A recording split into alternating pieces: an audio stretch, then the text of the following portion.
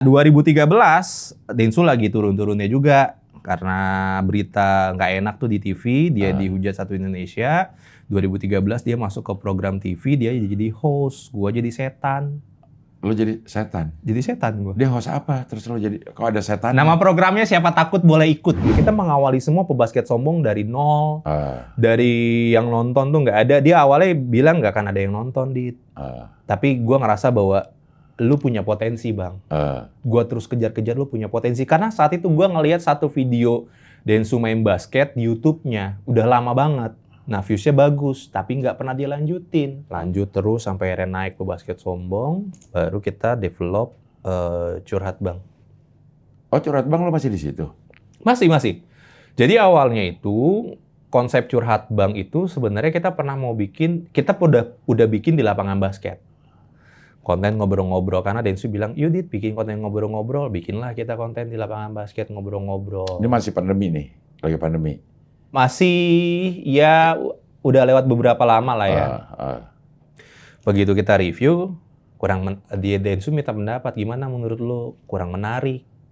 Akhirnya gue kasih masukan, Bang, kalau pengen bikin konten ngobrol-ngobrol, bikinnya ngobrolin tentang kehidupan. Kenapa? Karena kalau gue curhat sama lu, masukan dari lu tuh dapat banget. Makanya jadilah Curhat Bang.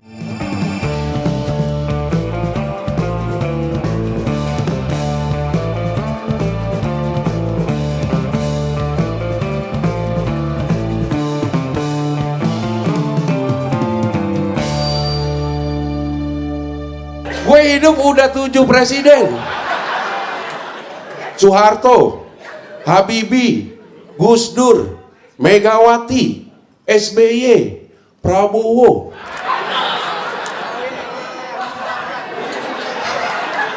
Kelewatan ya Jokowi ya? Menurut lo kelewatan nggak Jokowi?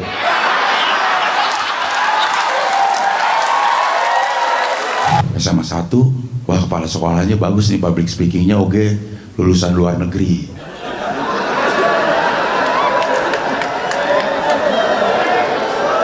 Tapi gue lihat wakilnya.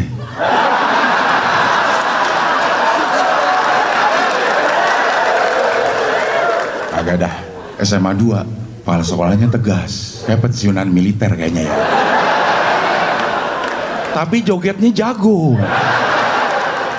Tapi gue lihat wakilnya. Agak dah. SMA 3, kepala sekolahnya kayaknya berwibawa di kebapaan. Rambut udah mulai memutih.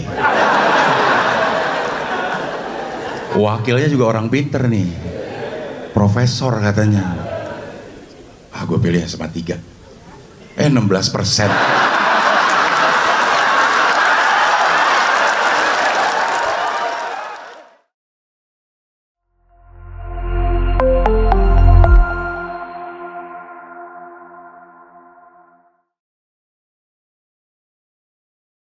Udah nih? Oke, sekarang kita wawancara sama Adit Nganga. Lo kenapa nganga sih? Awal-awalnya gimana sih, Dit? Jadi nganga, Dit? Awal-awal nganga tuh gara-gara tongkrongan. Oke. Jadi gua tuh kalau misalkan lagi bengong, gua tuh nganga. Nah, temen-temen tuh selalu ngingetin, mingkem, jangan nganga mulu. Jadi gua kalau nggak kontrol tuh suka nganga. Akhirnya teman-teman yang suka nongkrong akhirnya manggil gua nganga. Akhirnya nganga itu gua pakai dari tahun 2008. Zaman siaran radio. Dulu siaran di? Bogor. Oh, siaran di Bogor. Berarti 2008 lo udah kuliah? 2008 gua tuh nggak kuliah, Cing. Jadi sedih banget gua. Lo langsung aja colok, itu kan gak ada kaca gitu. Iya. Ngapain harus diginiin, langsung aja colok. Kacamata gak ada kacanya, mata doang dong itu jadinya. Jadi gue gak kuliah karena ekonomi keluarga itu gak bagus. Gue pengen kuliah tapi gak bisa. Ya akhirnya setelah lulus sekolah gue belajar di radio komunitas. Belajar radio komunitas sampai akhirnya bisa. Belajar program director juga. Belajar music director sampai akhirnya cobalah untuk apply ke radio swasta yang ada di Bogor. Dan alhamdulillah bisa masuk. Kayak gitu. Radio apa itu dulu? Kalau dulu tuh berawal dari komunitas namanya Orange Radio pertama. Abis itu masuk ke Seba FM. Ada tuh radio Kabupaten Bogor. Oh, maksudnya radio Swasta. eh Bukan radiologi ya. ya, Fatmawati dong. Segmennya itu apa? Segmennya ini Multitasking. Multi apa ya? Multivision. Multiverse. Apa itu? Multi segmen lah. Oke. Multi segmen. Lagu juga muter campur. Ada yang Sunda, ada yang nostalgia. Terus abis itu pindah ke X Channel. Oke. X Channel Bogor. Pokoknya gue terakhir tuh siaran cing tahun 2018. 2018. Oh, berarti lama juga dong. Lama siaran. Karena memang seneng. Oke. Seneng siaran gitu. Di Bogor semua itu? Semuanya Bogor. Terakhir di radio apa berarti? Itu X Channel. Si X Channel itu? X Channel itu 2018. Iya. Terakhir jadi, tuh. Panggil Nganga mah dari tongkrongan? Dari tongkrongan. Masuk stand up gimana? Nah, ada ceritanya. Jadi itu gue memang dari dulu cing pengen banget dikenal orang. Oke. Pengen terkenal lah. Ngeband kita. Jadi vokalis. Lo, bisa nggak nyanyi? Ya lumayan lah ya. Lumayan. Lumayan kalau di sekitaran kabupaten mah gue menang lah. Gitu. Iya. Akhirnya gue ngeband sampai bikin album, kita promo radio 2010 kalau nggak salah. 2010, 2011, 2012 apa. Terus ada investornya. Band ini ada investornya? Ada investornya. Orang Surabaya. Kenapa dia bisa yakin invest ke band lo? Money laundry. Enggak. Dia yakin, maksudnya dia senang aja. Nah saat itu, pada saat kita mau promo ke TV, tiba-tiba nih investor memutuskan secara sepihak bahwa dia tidak bisa lanjut lagi karena ada masalah harta gono gini. Nah, sama bininya, di sana dia lagi ada masalah. sama suaminya, ini cewek. Ini cewek, oke. Cewek sama suaminya, jadi ada. Kalau bisa kenal di Bogor tuh seorang Surabaya? Dari ibu. Ini gitu ya? Dari ibu lo? Iya, temennya ibu, temennya nyokap. Oh, teman nyokap lo? Iya, temennya nyokap. Terus nyokap bilang, itu anakku mau bikin band gitu? Iya, dia punya uang soalnya. Oke. Dia punya uang. Kita memang dibiayain tuh recording. Ya, zaman itu harus nyawa studio lagi ya? Betul. Iya, promo radio ini juga dibiayain. Promo radio kan nggak gratis, nggak bayar. Iya. Terus pas mau ke TV udah survei tuh masuk dahsyat berapa? Dulu zamannya ada Mantap Antv. Iya. The Rings, ya. Trans TV ya? Iya. Tiba-tiba dia memutuskan secara sepihak. Nah dari situ gue ngedown. Akhirnya gue bubarin. Si band ini? Betul. Apa namanya? Luna namanya. Anjay. Geli ya? Iya. Vokalisnya begini. Iya. Tapi masih ada tuh lagu-lagunya? Lagu-lagunya ada di YouTube. Di YouTube ada. Dua lagu kalau nggak salah. Luna Band? Luna. Loena. Loena. Oh, Loena. Apa tuh maksudnya? Artinya? Artinya tuh bulan. Jadi kita tuh ya. pengen seperti bulan yang terang gitu. Menerangi malam hari. Kalau matahari kan timbulnya pas udah siang udah terang ya. Jadi lebih berjasa bulan. Dia menerangi kegelapan. Iya. Oh ada Luna tuh. Iya. Ada kan tuh. Video klipnya masih jadul banget tuh, Cing. Ada ya? Ada. Zaman 17 tahun yang lalu tuh. Iya. Jadi itu bukan kita yang ngupload, ada orang yang ngupload terus ke situ. Teman kalau nggak salah itu teman yang ngupload tuh masih cupu-cupunya lah itu. Iya. Saat itu gue ngerasa kalau gue tuh keren gitu. Cuman pas gue lihat anjir gue jijik ya gitu. Gak cocok gue jadi vokalis. Iya. Anjir. Bejah enggak. Ini kan gaya-gaya bejah tapi kagak. Ariel jauh. Adit jadi mana ya. Bubar deh. Bubar. Impian jadi orang terkenal lewat jalur musik. Betul. Nah, sebenarnya ada satu alasan lagi kenapa gue ikut stand up comedy. Oke. Jadi dulu tuh gue memang udah menggeluti kan sebagai MC juga kan, Cing. Okay. Jadi penyiar radio, jadi MC. Gue ngelihat bahwa kalau skill gue cuma gini-gini doang, kayaknya gue nggak akan bisa bersaing dengan MC yang lain deh. Terutama MC Banci. Iya. Karena MC Banci itu heboh, bagus, mereka MC-nya entertain gitu ya. Iya. Kalau gua nggak punya bekal yang bagus, ilmu yang bagus, kayaknya gua nggak bisa naik level. Akhirnya gua belajar stand up comedy. Oh, bukan belajar banci? Tadinya mau sih. Kan lu takut ketayang sama MC Banci lo bilang. Kenapa jadi belajar stand up comedy? Iya, itu tahun berapa tuh? Gue belajar stand up 2011 apa ya, Cing, kalau nggak salah. Termasuk awal-awal berarti ya? Ya, awal-awal 2011-2012 kalau nggak salah ya. Belajar stand up komedi, stand up Indo Bogor saat itu, datang ke open mic. Dulu gue meng-underestimate stand up, jujur. Kenapa? Gampang, gue bisa. Public speaking udah oke, penyiar radio, MC, ya kan? Nyoba datang ke open mic Bogor. Stand up lah kita. Krik, krik, krik. Itu nggak ada yang ketawa sama sekali. Panas dingin. Di situ gue kesel. Ini harus gue pelajari dan gue harus bisa. Akhirnya gue belajar. Masuk komunitas stand up Indo Bogor. Saat itu siapa aja yang udah ada tuh? Remin, Nugra, Beler. Udah pada ada tuh ya? Bang Jui. Siapa lagi tuh ya? Kok ide lah. Dan lain-lain. Itu banyak. Akhirnya gue deketin komika yang bisa ngajarin gue. Gue deketin Ridwan Remin. Remin ngejauh. Belajar. Jadi timbal balik. Iya. Gue ngajarin Remin siaran, Remin ngajarin gue stand up.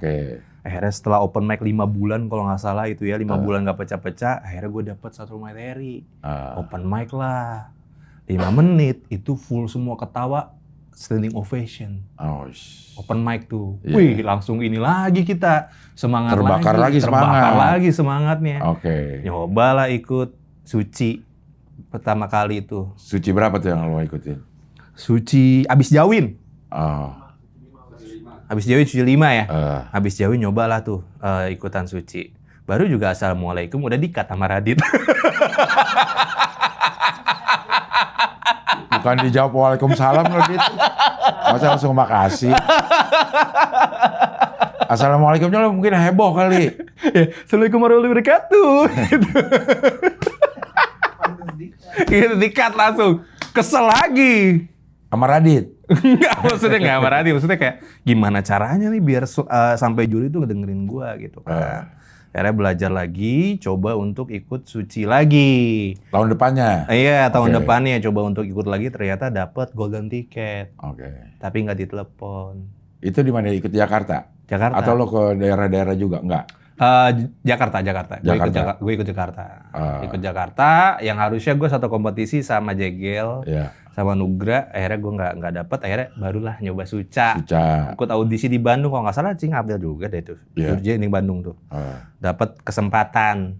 Akhirnya di calling tuh. Jadi finalis Suca. Sampai berapa lama sih lo di Suca? Gue mau masuk 10 besar tereliminasi. Kan 42 orang tuh banyak banget tuh. Iya. 42 orang. Dari situ setelah selesai Suca sempat ikut sinetron dulu. Ternyata gue nggak betah, maksudnya nggak main sinetron maksudnya. Main sinetron. RCTI kalau nggak salah judulnya kesempatan kedua waktu itu. Syuting, gue nggak betah, maksudnya kayak kelamaan banget ini syuting. Dari callingan jam 7 pagi, kelar jam 3 subuh. Dengan gue nge-MC gitu maksudnya. Dari situ udahan dah Sucanya, barulah menghubungi Densu untuk ngajak dia bikin konten. Bukan kayaknya pas Suca lo udah Densu dah? Belum, pas Suca udah kenal Densu memang. Makanya kan waktu itu ada gimmick gue nelfon Densu kan, kalau nggak salah. Gue ingat itu ya. Gue memang udah kenal dia dari tahun 2013. Nah 2013 Densu lagi turun-turunnya juga. Karena berita nggak enak tuh di TV, dia dihujat satu Indonesia. 2013 dia masuk ke program TV, dia jadi host, gue jadi setan. Lo jadi setan? Jadi setan gue. Dia host apa? Terus lo jadi, kok ada setan? Nama programnya Siapa Takut Boleh Ikut, Antv. Jadi ada setan-setanan, ada peserta. Peserta masuk ke rumah angker, nah gue yang jadi setan? Jadi setan. Kan udah tahu peserta itu bohongan. Berarti nggak takut harusnya ya? Nah yang dicari adalah peserta-peserta yang latah. Kaget-kagetan. Nah, gue juga latah. Jadi gue jadi setan latah gitu. Dia host. Ngobrol-ngobrol lah sama Densu. Ini setelah 2013 akhirnya gue inget 2013 gue baru stand up. Karena after itu gue nanya ke dia, "Bang, setiap orang itu bisa sukses nggak sih?" Terus jawaban dia adalah bisa. Kuncinya apa? fokus dan konsisten katanya. Oke. Nah, akhirnya gue coba untuk fokus dan konsisten di stand up Stand up, comedy. ya. Bagi gue ketika gue udah sampai ke Suca, mau masuk 10 besar, bagi gue itu udah sebuah pencapaian kan, Cing. Akhirnya gue mencari pencapaian yang lain. Jadi setan. Jadi setan. Setan latah lagi setan deh. Jadi yang ditakutin latah yang ngakutin latah. Iya. Jadi cukup lama lah lo berinteraksi sama Densu tuh. Cukup lama. Di acara itu. Cukup lama. Ya sempat jadi asistennya dia juga, karena dia kan datang tanpa ada asisten ya. Kayak gue yang bikinin dia kopi, gue yang cariin dia makan, kalau dia mau apa, martabak dan lain-lain gue yang beli. Oke. Kayak gitu. Selesai Suca nih, 10 besar. Dengan modal 10 besar Suca waktu itu bisa apa? Dengan modal 10 besar bisa Suca itu bisa apa? Tadi main sinetron, Main sinetron bisa. Terus kemudian tarif MC jadi naik. Oke. Tarif MC jadi naik, biaya terus gaji siaran radio per jamnya jadi naik juga. Karena masih siaran lo ya? Karena masih siaran kan waktu itu. Habis itu udah sih paling itu doang. Iya. Itu doang sih.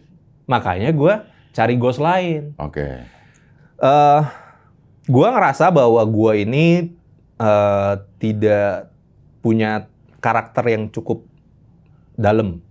Karena gue yakin ketika kita mau terjun di dunia entertainment, salah satu hal yang dinilai itu adalah karakter. Ketika kita punya karakter, kita akan lama gitu. Persona lah ya? Persona. Oke, ya. Nah, gue ngerasa persona gue nanggung-nanggung. Akhirnya gue mencoba untuk nge-build konten. Tapi kan lo pernah jadi tim kreatifnya Densu. Hah? Tim kreatifnya di Denny Sumargo. Nah, ini afternya. After? Nah, jadi Nggak, maksud gue pada saat lo jadi tim kreatif Densu itu tahun berapa? Setelah Suca. Berarti 2015-2016? Enggak.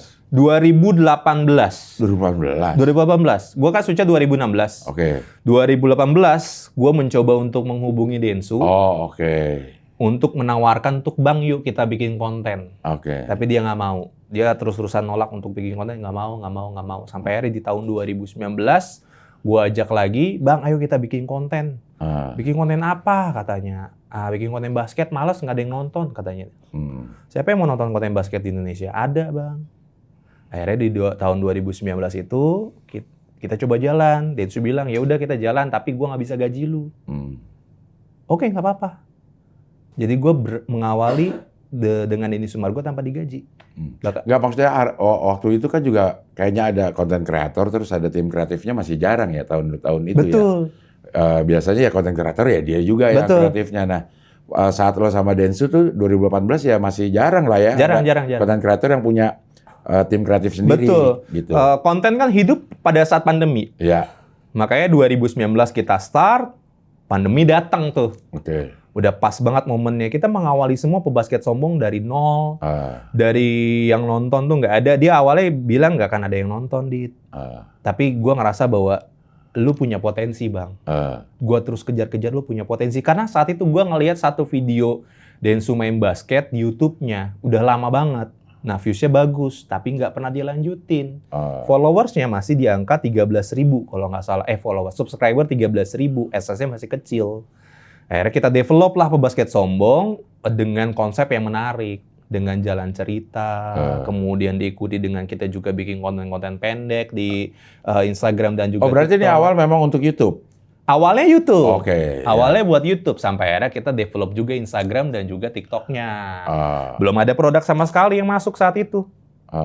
Udah nggak ada sama sekali, gaji juga nggak ada kita. Pulang pergi Bogor, Jakarta. Mulailah bertahap digaji, naik 1,5, naik lagi 3,5. Udah karena pebasket sombongnya udah bertahap-tahap, AdSense-nya ada.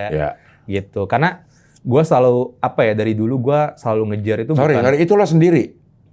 Akhirnya gue ngajak temen. Akhirnya gue ngajak temen tuh. Ada temen gue namanya Dwi di Bogor. Mau gak lu berproses sama Densu tapi gak ada gajinya? Ayo deh jalan. Dia cuma kuat beberapa bulan kalau nggak salah. Karena ya di sisi lain dia sudah berkeluarga. Gue kan belum berkeluarga. Ya mungkin itu salah satu alasannya dia untuk nggak lanjut. Akhirnya kita cari satu videografer. Akhirnya berjalan lah berdua. Gue yang megang kamera juga. Akhirnya mulailah bertambah timnya, jadi ada 2 videografer, gue tim kreatifnya. Lanjut terus sampai akhirnya naik ke basket sombong, baru kita develop Curhat Bang. Oh, Curhat Bang lo masih di situ? Masih. Jadi awalnya itu konsep Curhat Bang itu sebenarnya kita pernah mau bikin, kita udah bikin di lapangan basket. Konten ngobrol-ngobrol, karena Densu bilang, yuk Dit, bikin konten ngobrol-ngobrol, bikinlah kita konten di lapangan basket ngobrol-ngobrol. Ini masih pandemi nih, lagi pandemi? Masih, ya udah lewat beberapa lama lah ya. Begitu kita review, dia Densu minta pendapat, gimana menurut lo, kurang menarik. Akhirnya gue kasih masukan, Bang, kalau pengen bikin konten ngobrol-ngobrol, bikinnya ngobrolin tentang kehidupan. Kenapa? Karena kalau gue curhat sama lu, masukan dari lu tuh dapat banget. Makanya jadilah Curhat Bang. Saat itu kita develop seperti itu. Waktu itu kayaknya ada anak stand up juga yang cewek deh. Ada Pia. Oke. Itu Pia gue yang masukin untuk jadi... Masih sampai sekarang? Udah enggak. Udah enggak juga? Udah enggak. Jadi kalau di Densu tuh gue memang sampai ke ujungnya lah. Maksudnya dari develop 0 sampai berhasil, kemudian opportunity lain datang gitu. Iklan-iklannya juga kita kemas dengan menarik kan, supaya orang mau nonton. Karena bagi gue kayak, bagi Densu dulu saat itu ketika ada produk masuk, produk datang, kita pengen ini jadi spesial. Kita nggak mau treatmentnya asal-asalan. Kita harus bikin bagus. Biasa aja. Iya, kita harus bikin bagus nih. Saat itu kan masih ada zaman endorse yang kayak, aku lagi pakai ini. Itu biasa banget. Akhirnya kita develop dengan kreatif gitu. Dan ternyata bagus, attention-nya bagus, views-nya oke. Akhirnya kita lanjutin terus, kita develop dari tidak ada produk datang berdatangan 1, 2, 3, 4 sampai banyak banget dan jadi brand ambassador. Kayak gitu. Iya. Terus kenapa keluar? Karena opportunity lain. Oke. Karena dapat opportunity. Jadi sebenarnya dari dulu gue nggak pernah ada rencana dan wacana untuk pindah. Oke. Jadi gue biarin ya Allah aja yang ngatur gitu aja. Allah aja yang ngatur. Memang kalau di saat gue harus pindah ke sana ya pindah gitu kan. Tapi semua itu kadang-kadang datang juga karena afirmasi. Apa lo afirmasi apa? Contoh ya Cing ya.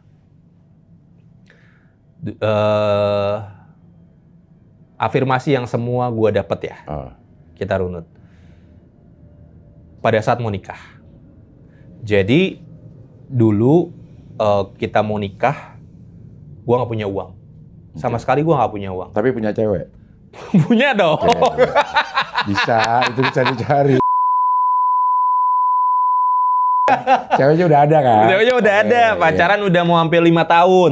Tiba-tiba dari keluarganya, orang tuanya nanya, Maksin ke bini gue yang sekarang, kapan Adit mau nikahin? Kalau nggak Emang ada bini lo yang dulu? Enggak sih, iya, nggak ada. Ke bini gua, kayak sekarang. Yang sekarang jadi bini gua? Yang sekarang jadi bini gua. Iya. Akhirnya bini gua nyampein, kata bapak, kalau nggak jadi tahun ini kita nikah, mendingan mudahan aja. Tahun depan. bukan ancaman itu.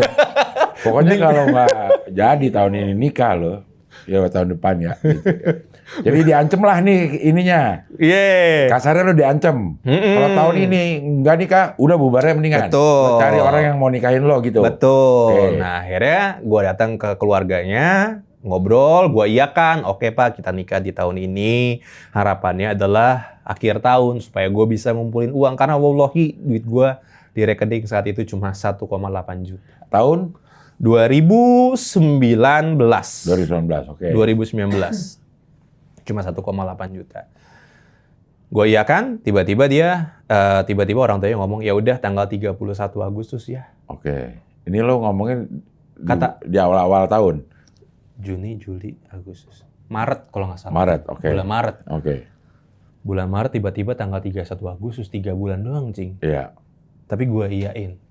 Padahal nggak punya uang, minta ke orang tua nggak ada. Emang bayangannya harus ada berapa? Ya sekitar 70-an lah ya. Oke. Sekitar 70 juta. Padahal punya cuma 1,8. 1,8. Yang tadi gue bilang bahwa dari dulu gue nggak pernah yang namanya ngejar uang. Gue hanya fokus dan konsisten. Gue rasa dengan fokus dan konsisten pasti akan ada hasilnya. Gue nge-MC di salah satu motor cukup terkenal lah di Indonesia. Itu udah lama. Dan gue nggak pernah kedapetan MC di Jakarta Fair. Pulang dari rumah itu, ya gue minta ya sama yang punya dunia lah ya. Sholat, wujud sujud-sujudnya, minta seminta-minta. Ya Allah, saya pengen nikah ini. Saya nggak punya uang. Tolong dibantu. Udah, ngomongnya gitu aja. Setelah doa itu 2 hari kemudian, yang gue nggak pernah nge-MC di Jakarta Fair, tiba-tiba orang dari pihak motor tersebut menghubungi. Dit, bisa nggak nge-MC di Jakarta Fair? Tiap hari dong. Itu dia, Cing. 40 hari lagi di Jakarta Fair zaman dulu. Akhirnya gue bilang, dia bilang, mau berapa hari, Dit? Semuanya, Pak. Gue bilang kayak gitu kan. Jangan gila, ntar lu sakit. 25 hari aja ya, katanya. Gue hitung-hitung, masih kurang. Ya udah deh, nggak apa-apa 25 hari. Tapi alhamdulillahnya, selama gue proses mau nikah, job gue nggak pernah berhenti. MC tuh? Betul. MC semua kumpul, semua uangnya, sampai akhirnya kekurangan 12 juta. Aduh, ini kurang 12 juta lagi. Ke siapa ya? Pinjam sama Densu. Densu kasih, nanti gua cicil ya bang, kayak gitu. Akhirnya kita jadilah nikah. Itu pertama. Yang pertama. Yang kedua, udah nikah, udah punya anak. Jadi ini apa ya? Moga-moga ini bukan ria ya. Jadi tiap bulan tuh suka ke panti asuhan untuk beli beras, beli telur gitu, Cing. Nah, tapi kalau gua mau beli ke panti, maksudnya panti itu jualan? Ada masa nggak? Ya? Jadi gue suka ke panti asuhan tiap bulan. Beli telur? Untuk bawain beras. Beli di warung? Beli di warung. Tapi, kalau mau ke panti, selalu konvoy.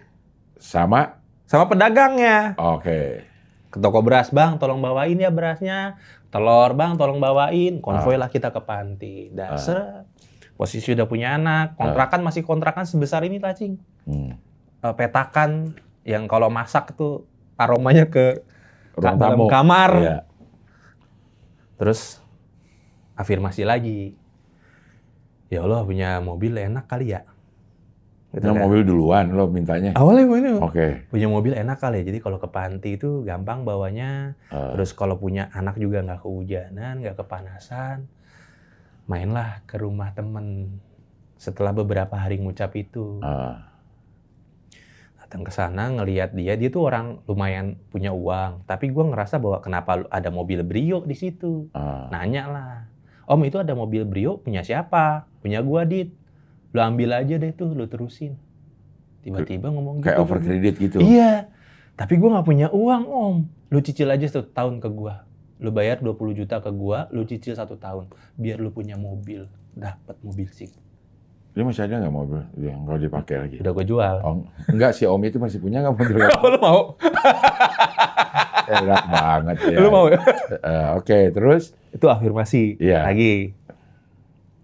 Yang tadi, ini perpindahan ya. Jadi afirmasi ini sebenarnya gue cerita untuk perpindahan kenapa bisa dapat pekerjaan di tempat yang kedua. Mainlah ke PIK sama istri. Naik mobil. PIK sono? Iya, Pantai Indah Kapuk. Ngeliat banner-banner rumah gitu, Cing. Iya. Ini orang rumah miliaran-miliaran nih, gajinya harus berapa ya?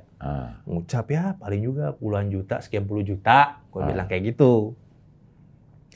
4 bulan kemudian, 3 bulan kemudian gitu, dapat tawaran langsung dari brand ini.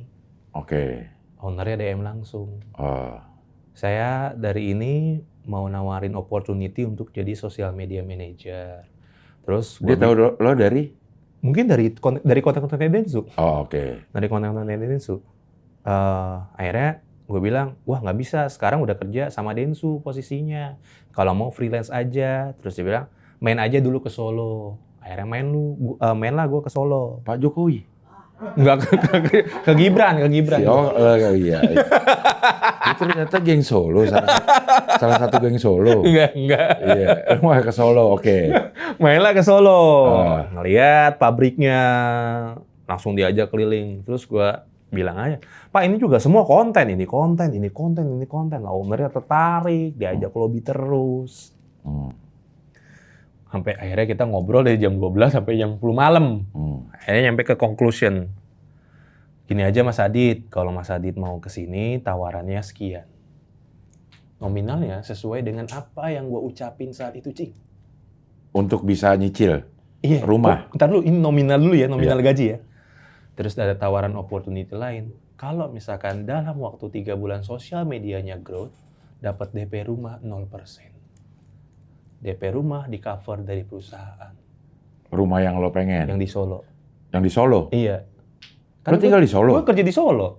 Oh. 3 tahun kerja di Solo. Oke. Akhirnya dapatlah tuh rumah. Sekarang masih ada? Masih ada. Nggak lo jual lagi? Gue kontrakin. Gue kontrakin gitu. Itu ownernya nggak mau DP rumah. Afirmasi juga. Siapa tahu. Iya. Tapi ada usahanya juga, jangan cuma afirmasi doang ya. Iya. Kalau tapi gue dengerin lo cerita kagak ada usahanya tuh. Afirmasi besok ada om-om yang punya brio nggak dipakai. Iya. Tapi lo usaha di sebelumnya. Usaha. Si owner ini ngelihat usaha lo dari Densu. Iya, kayak gitu ya. Mungkin saat itu kalau gua nggak mengiyakan Densu tanpa digaji, tidak akan sampai di titik sekarang kan. Betul. Gitu. Makanya gua nggak melihat nominal, yang gua kejar ya goals-nya gitu, pencapaiannya. Iya. Sekarang di sini nih. Sekarang di Jakarta pindah lagi. Brand yang sama? Brand beda. Udah brand yang beda? Beda brand beauty sekarang. Waktu kemarin itu brand? Sepatu, aparel, fashion. Fashion Kita bikin ide-ide kreatif lah ya, konten-kontennya menarik sampai akhirnya kita mendapatkan attention. Saat itu gue berhasil menumbuhkan 1,9 juta followers di TikTok untuk brand dalam waktu kurang dari 3 tahun. Oke, itu gede dong. Gede banget untuk sebuah brand. Iya. Untuk bagi brand itu, untuk dapetin followers sebesar itu bagus banget. Kita punya sosial media bagus, growth, attention-nya banyak, dengan modal kreatif aja gitu. Padahal kita nggak punya brand ambassador. Berarti bikin di Solo semua tuh? Semuanya di Solo. Ada berapa timnya tuh untuk kerjain konten-kontennya? Saat itu 20-an. Banyak ya? 20-an, ya. Karena banyak spotnya juga untuk dibikin konten-kontennya. Pertama memang banyak spotnya. Yang kedua memang kita memanfaatkan sosial media sebaik mungkin. Oke. Gitu. Jadi semua lini kita coba, semua lini kita buat. Ini boleh disebut nggak brandnya? Boleh. Apa brand yang di ini? Aero Street. Ini apa? Brand aparel? Awalnya sepatu, kemudian merambah ke aparel. Oke. Kayak gitu. Jadi Aeros itu terkenal sebagai brand lokal yang sering collab. Sama Dragon Ball, Shinchan, dan lain-lain kayak gitu. Nah, kita develop inilah sosial medianya sampai akhirnya muncul ke permukaan dan banyak orang tahu juga. Sampai 1,9 juta. Ya, pertumbuhan followersnya. Selama 3 tahun lo ada di situ. Ya, selama 3 tahun. Sekarang pindah nih Jakarta, brandnya beauty. Afirmasi juga bukan? Hasil afirmasi juga bukan? Kalau hasil afirmasi ada. Tapi bisa pindah ke Jakarta itu apa ya, kayak gua nggak tahu ini anugerah atau apa, karena di bulan Maret tahun lalu anak gua kan meninggal, yang paling kecil perempuan, usianya 1 tahun 1 bulan, nggak sakit, musibah. Kenapa? Kalau secara medis apa yang? Nggak ada secara medis, musibah sih. Musibah aja itu maksudnya? Kecebur. Kecebur di kolam. Kolam mana? Kolam ikan di rumah. Nggak ada yang tahu, Dit. Jadi saat itu kan bulan puasa. Bini ketiduran. Tapi posisi kamar itu ditutup. Si anak yang pertama itu ngelihat ada teman di luar. Dibukalah pintu kamar itu. Sama anak lo yang pertama nih? Anak pertama keluar, mungkin adiknya ngikut. Sebenarnya di rumah itu saat itu ada pembantu. Lagi nyetrika. Jadi posisi kamar tuh di sini, ini kamar lagi, dia keluar dari sini. Biasanya yang paling kecil ini kalau ngelihat Mbak, nyamperin.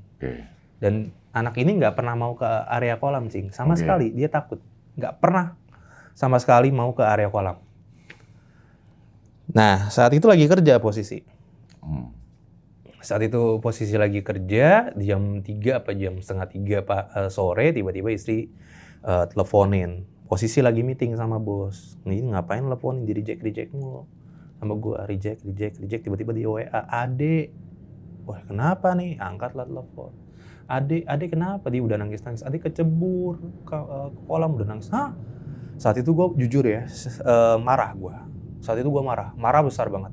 Maksud gue kayak, kan lu di rumah ya jagalah baik-baik gitu. Gue kan kerja gitu kan. Itu saat itu gue marah banget. Akhirnya dibawalah ke rumah sakit untuk dicoba pertolongan. Tapi sebelumnya udah dicoba di pertolongan dulu di rumah. Sama warga. Akhirnya coba untuk dibawa ke rumah sakit yang ada di Solo. Gue menyusul lah tuh dari kantor ke rumah sakit. Selama perjalanan itu hujan besar banget. Jadi menuju gue ke rumah sakit itu hujan besar, macet. Posisi panik, nelfon istri, gue bilang, awas ya kalau kejadi apa-apa sama Ade, awas aja. Saat itu masih marah. Datanglah ke rumah sakit. Lagi ditanganin sama dokter, istri udah nangis. Dokter lama ngumumin, ngasih tahu bahwa kita udah nggak bisa nolong, anaknya sudah tiada. Saat itu yang tadinya posisi gue marah, tiba-tiba gue menurunkan semua ego yang ada di dalam diri gue, karena bagaimanapun gue adalah kepala keluarga, dan akhirnya gue mikir bahwa istri gue juga nggak mau ini terjadi. Iya, betul. Iya kan? Ini di luar kendalinya dia. Gue peluk semuanya, gue backup dia. Jadi udah nggak usah nangis, gue backup, nggak usah merasa bersalah, kita bareng-bareng ngumumin lah ke keluarga semuanya, shock semua, marah, ada yang marah juga. Terus gue bilang kalau marah gak usah kesini, kita nggak butuh marah, kita nggak ada yang mau semua ini terjadi. Siapa yang kepengen? Iya. Nah, sebelum ini kejadian, Cing, malamnya gue kelewatan video di TikTok anak kecebur di parit. Sebelum kejadian, lagi sama istri, bilang ke istri, tolong jaga anaknya baik-baik. Kita nggak ada yang tahu, namanya juga anak-anak. Mungkin dalam pikiran istri anak yang pertama, karena anak yang pertama udah lihat, udah kemana-mana. Taunya yang kejadian adalah anak yang kedua. Ngedown saat itu, tapi gue mencoba untuk ikhlas. Saat itu gue mikir lagi bahwa ini semua pasti terjadi sama siapa orang, sama semua orang. Kita mau siap sekarang atau nanti sama aja hasilnya gitu kan? Iya. Ya udah, selama di rumah itu ya udah, ya nangis ya. Kadang ngeliat kolomnya juga sedih. Ngeliat kolom sedih gitu kan, Cing.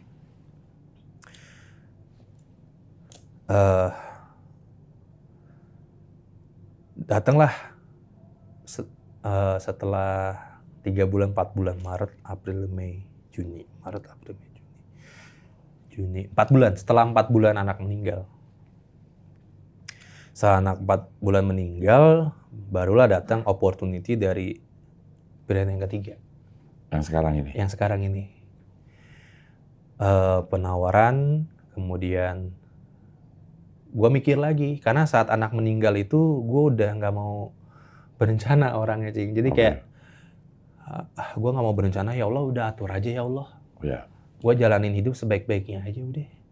Lu aja yang ngatur mana baiknya buat gue. Atur aja udah.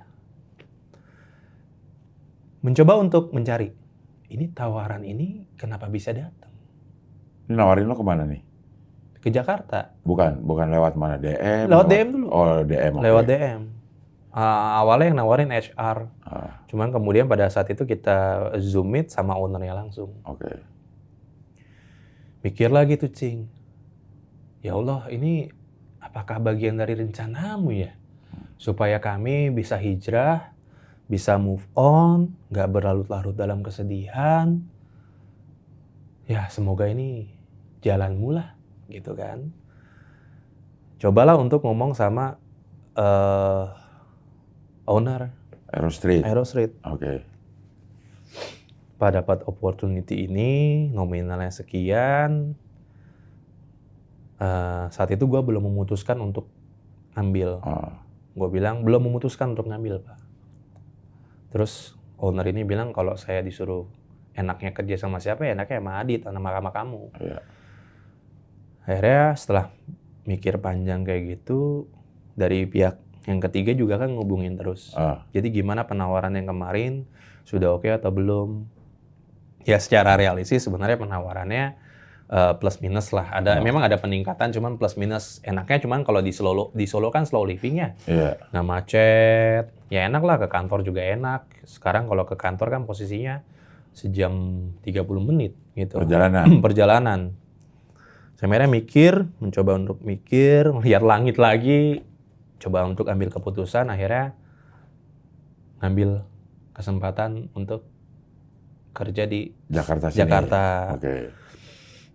Untuk hijrah ke Bogor. Oke. Karena saat itu mikir, wah ini ada kesempatan untuk balik lagi ke Bogor. Di sisi lain kita juga bisa hijrah, bisa move, nggak ngeliatin. Karena kan kenangannya di rumah tuh kental banget sih gitu. Iya. Akhirnya pindahlah ke Bogor. Ini tahun berapa nih? Tahun lalu. 2025 ini? 2025. Okay. Jadi anak meninggal di hari ke-7 Ramadan. Oke. Di hari Jumat. Oke. Nontonlah tuh video-video Ustadz. Kalau orang tua yang ditinggal anaknya, nanti jadi pertolongan di surga gitu kan. Makanya saat itu gue benar-benar menjauhi duniawi. Kayak hal-hal yang duniawi tuh gue jauhin banget. Gue nggak mau minum-minum.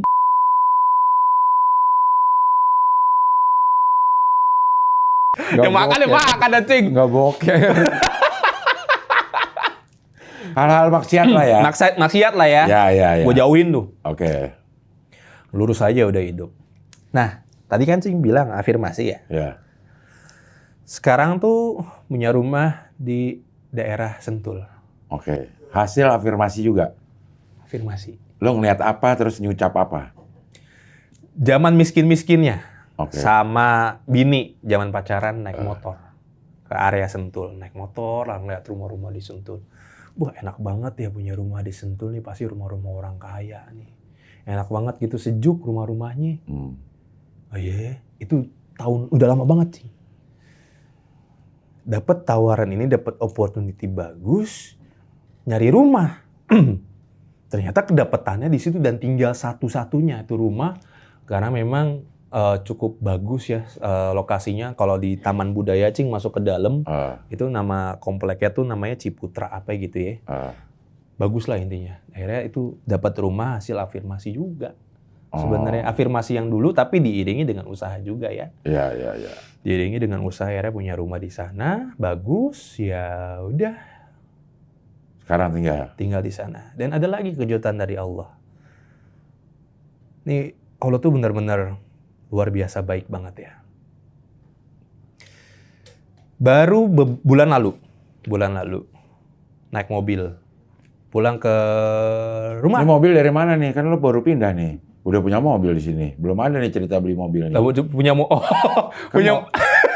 masa harus mobil-mobil dulu. Solo, lo pindah ke Bogor. Iya. Udah ada mobil? Udah ada 2. Afirmasi apa?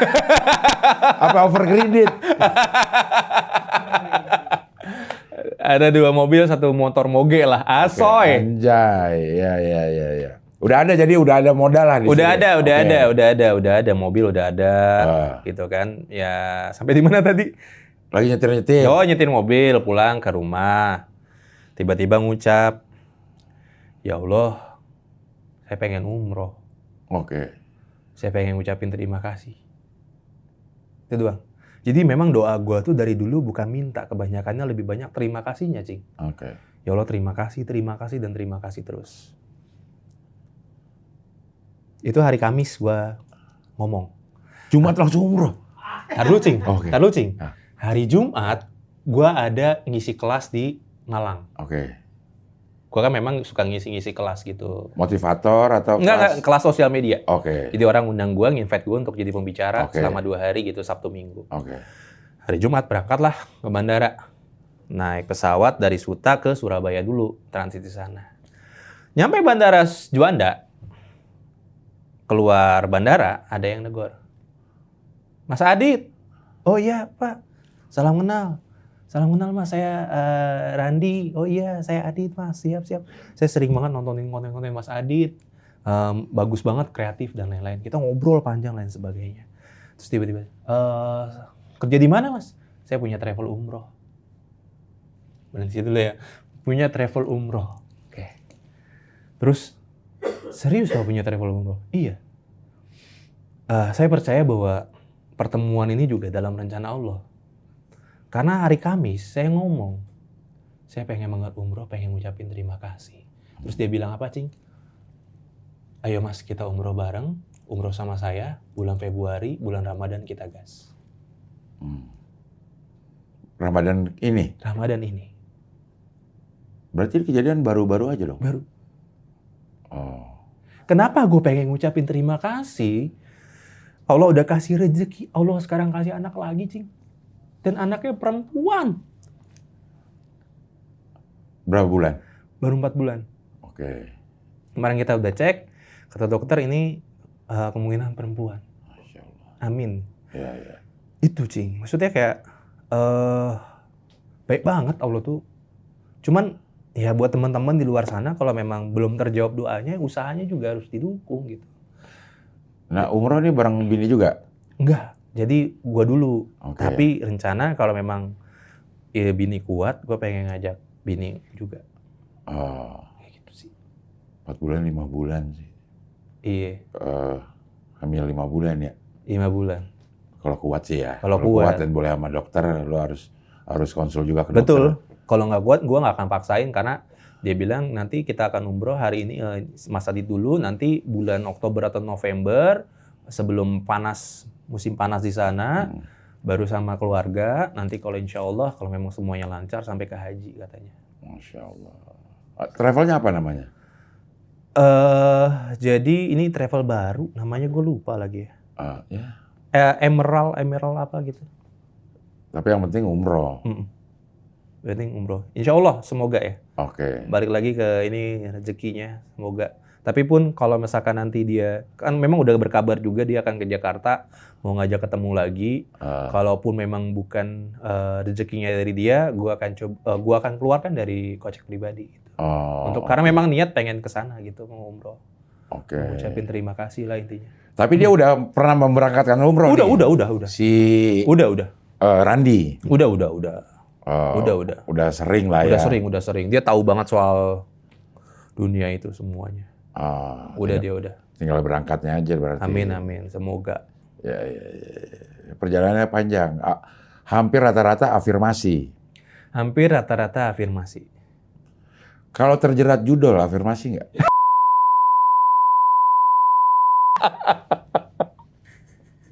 Mungkin lo pernah ngucap apa ya, kayaknya enak nih terjerat judul. Bener lo. Ya. Judul itu pas zaman gue masih di Densu tuh. Oke. Nah, masih di Densu.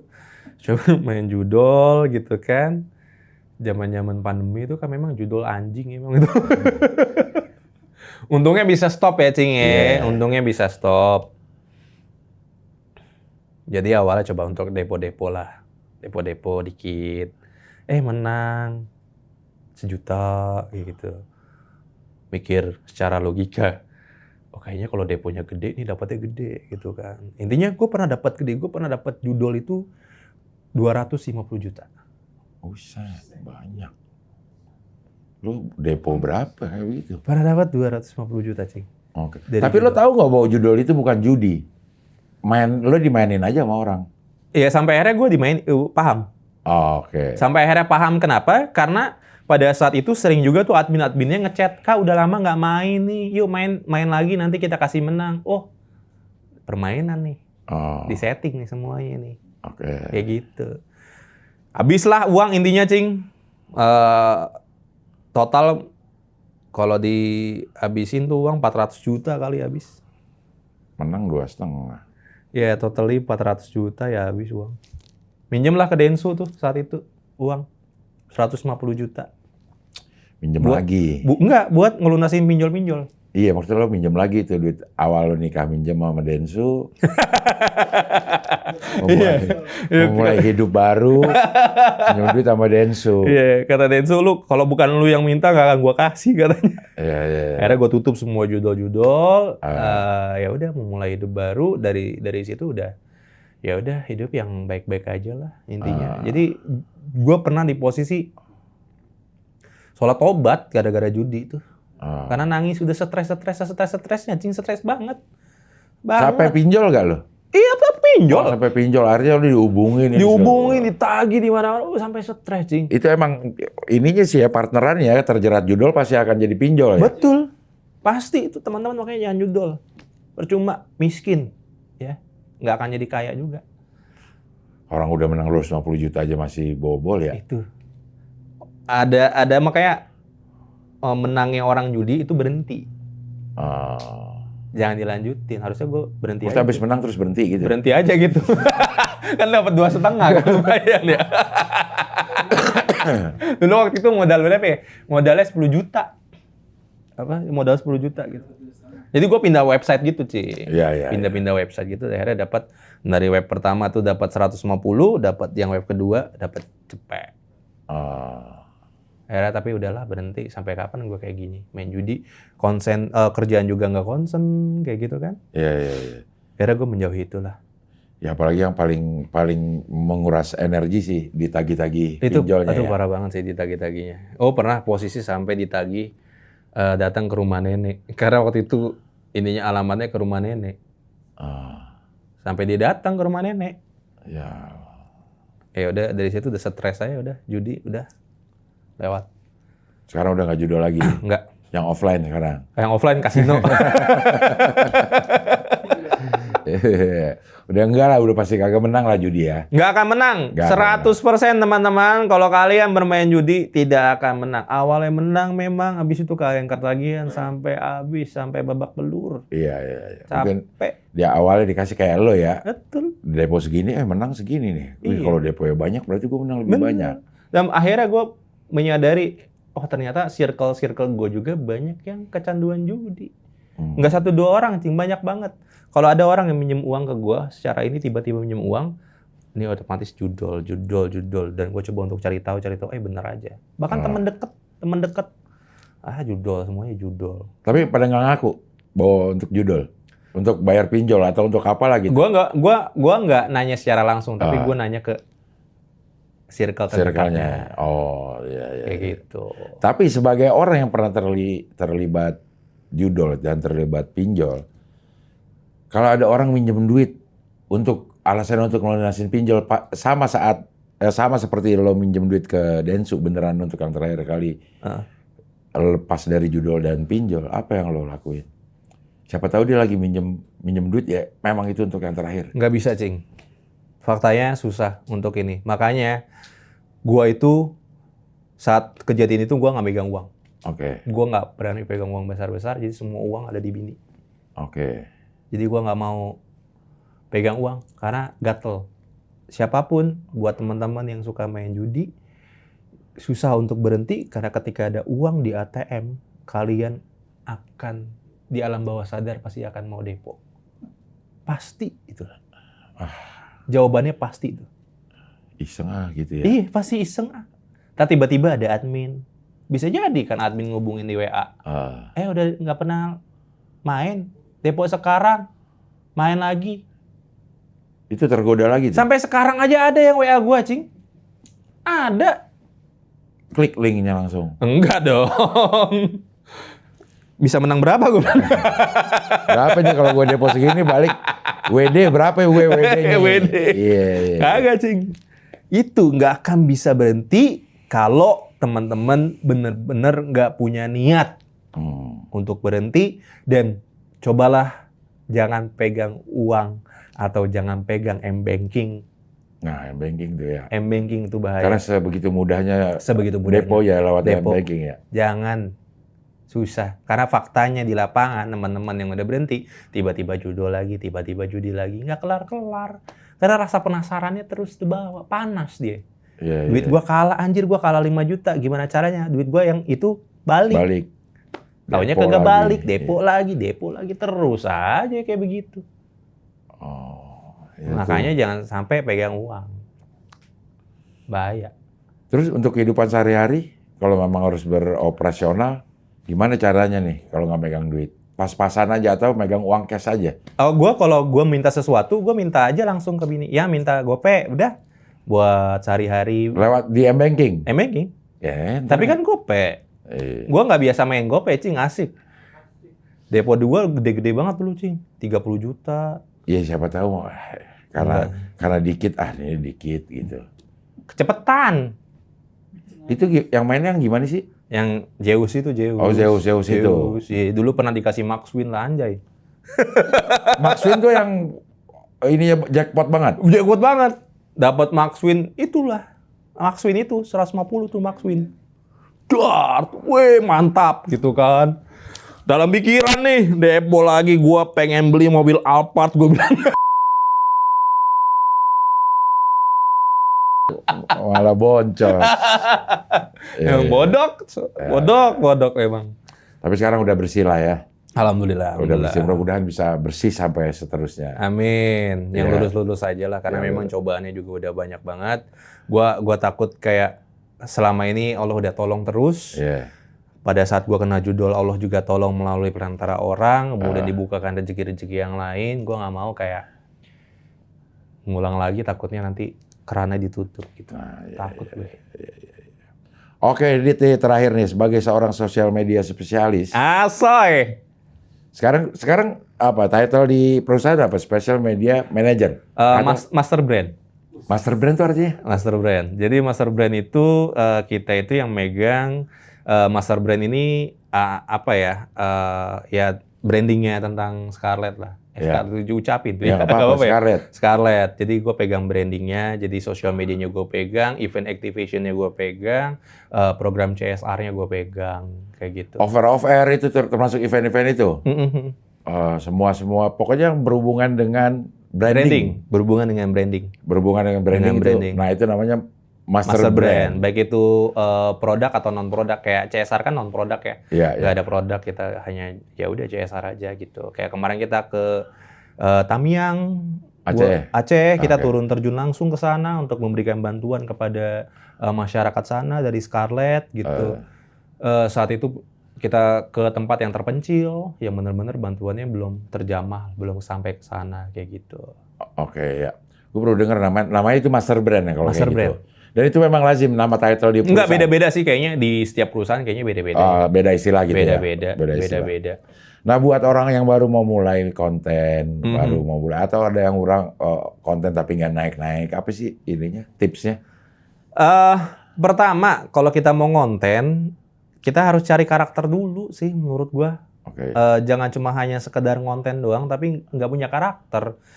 Karena bagaimanapun yang akhirnya muncul ke permukaan itu adalah konten-konten yang punya karakter. Kalau lu nggak jadi pembeda di antara yang lain, ya lu nggak akan dilihat, lu nggak akan pernah muncul ke permukaan. Jadi yang pertama adalah cari karakternya dulu.